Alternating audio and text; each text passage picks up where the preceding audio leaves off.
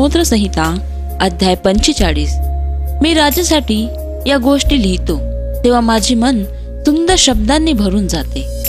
एखाद्या कसबी लेखिकाच्या लेखणीतून शब्द यावेत त्याप्रमाणे माझ्या जिभेतून शब्द येतात। तू कोणाही पेक्षा सुंदर आहेस, तू चांगला वक्ता आहेस, म्हणून देव तुला सदैव आशीर्वाद दे।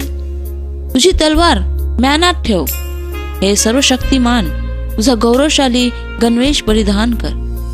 तू खूप अद्भुत दिसतोस, जा आणि चांगल्यासाठी व न्यायासाठी होत असलेली लढाई जिंकून ये। तुझा बलवान उजवा हात विस्मयजनक गोष्टी करण्यासाठी वापर, तुझे बाण तीक्ष्ण आहे। तू खूप लोकांचा पराभव करशील, ते तुझ्या पुढे जमिनीवर पडतील। देवा, तुझे सिंहासन नेहमीसाठी आहे। चांगुलपणा हा तुझा राजदंड आहे। तुला चांगुलपणा आवडतो आणि तू वाईटाचा तिरस्कार करतो, म्हणून देवा तुझ्या देवाने दिलाच तुझ्या मित्रा राजाचा निवडे। तुझ्या वस्त्रांना बोळ, अगरू, उद आणि दालचिनी याचा सुगंध येतो। हस्तिदंताने आच्छादलेल्या महलातून तुला आनंदित करण्यासाठी संगीत ऐकू येते। राजांच्या मुली करवल्या आहेत, तुझी वधू तुझ्या उजव्या हाताला शुद्ध सोन्याच्या मुकुट धारण करून उभी आहे। मुली माझी ऐक, लक्षपूर्वक ऐक, म्हणजे तुला कळेल। तुझी माणसे आणि तुझ्या वडिलांचे कुटुंबियांना विसरून जा।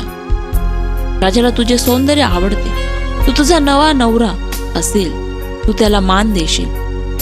चोराचे लोक तुझ्यासाठी भेटी आणतील, श्रीमंत लोक तुला भेटायची इच्छा धरतील। राजकन्या म्हणजे एक किमती आणि सोन्यात मडवलेला सुंदर हिरा आहे।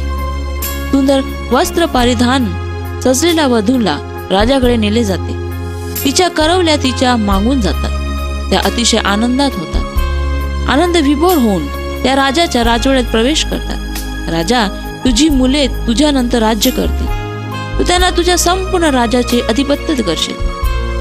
मी तुझे नाव सदैव प्रसिद्ध राहील असे करीन, लोक सदैव तुझी स्तुती करतील। आमेन।